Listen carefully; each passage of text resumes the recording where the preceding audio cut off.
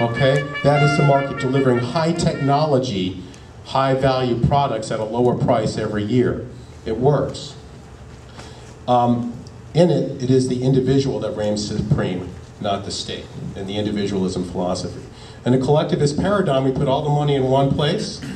A technocrat or a bureaucrat or a panel as such decide how that money is going to dole out, but the size of the pot never changes. All right, and we end up with a line of people, and we add a spigot, and then we add another spigot to take care of the line. And we keep adding spigots because look at all those people, but then more people just keep showing up.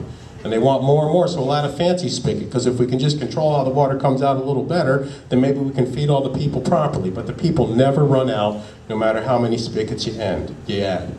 That is collectivism in a nutshell. You can't make the tank any bigger. Resources are scarce. It is scarcity of resources, and that is what we're about to deal with. And I'll talk about Ezekiel Emanuel and his scarcity of medical resources in a minute. So what is the plan? The public option, which I had always predicted among the national folks I talked to, would be thrown under the bus, and it was. And I expected that in September, but it wasn't in September, it was finally a little later, that we would have mandated private insurance. That was always the goal. The public option, in my opinion, was always a distraction to get people to spend a lot of money and worry. It was really mandated private insurance that was the goal. The only reason this wasn't the September compromise was because of people like you. Because the people like you showed up and scaring the heck out of people in Congress, didn't realize that Americans were actually paying attention. And that's why it took dead-of-night votes with 2 or 3 vote margins of victories and compromises and bullying in Chicago politics. That's why it took it to pass in March. And that's why we have nothing to fear, because if that's what it took to get this to pass, we'll be able to reverse it pretty easy. And I don't have anything to worry about.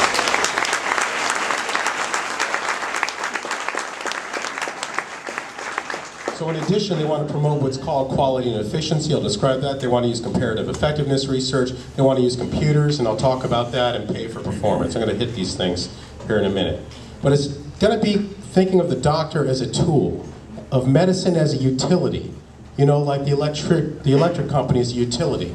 You know, you just plug the appliance into the wall and electricity comes out. That's how they want to think of healthcare. It's a utility. You plug the patient into the system, they get some medical care, they get plugged out. One size fits all socket, one size fits all amperage, one size fits all patient. That's what they want. That's not a professional system. I certainly won't practice in that system.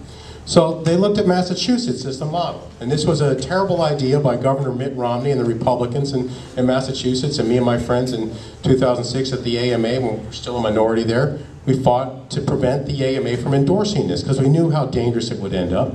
And instead of delivering lower cost, universal coverage with more choice and more access, they did just the opposite. Insurance premiums have gone up 10 to 12%.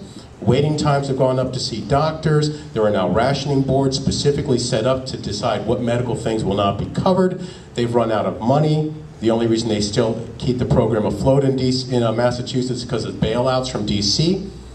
They have bailout money from DC. Your taxpayer dollars that you earn right here get sent to DC, get sent to Massachusetts to bail them out. Problem is, the bailouts for the big men are going to be coming from China and Federal Reserve funding money. Okay? So the system's going to collapse. And still, among all of this, I saw an updated number today. Now there's 5.4% uncovered in the state. It was 2.7. They were crowing about that. That's not universal coverage. That's not 100% everyone covered. They fell short of their universal goal. That's in Massachusetts. In fact, they've screwed up so badly that 7 hospitals in the state of Massachusetts are now suing the state because they got cut back so severely in their revenue streams that they can't afford to take care of the indigents that still show up, and they can't even provide the care that people really need at the prices they're getting paid. In other words, the hospitals are starting to suffer under the same terrible payment regimens that doctors have been subject to, which is kind of the doctor fix story. So Massachusetts was a failure. What else is a part of this? The comparative effectiveness, the concept that a group of 15 bureaucrats can decide what is appropriate medical care. Now, this is the same kind of model that said that women under 50 should not have mammograms, okay? It's the same kind of model that's about to say that men should not get prostate testing to see if they might be growing a cancer inside them. All right, they have data that says that we don't need to test it. It's okay for you to die with cancer, not of cancer. Well, let me tell you, when I was a med student and an early resident, I would routinely see people coming in paralyzed from prostate tumors that had spread to their spine because they were not getting routinely screened for prostate cancer with a simple blood test. I saw that routinely, and that went away through the 90s and into this decade, and now it's going to come back. And I just saw a man who had recurrent prostate cancer. He's now paralyzed and he's going to die an early death.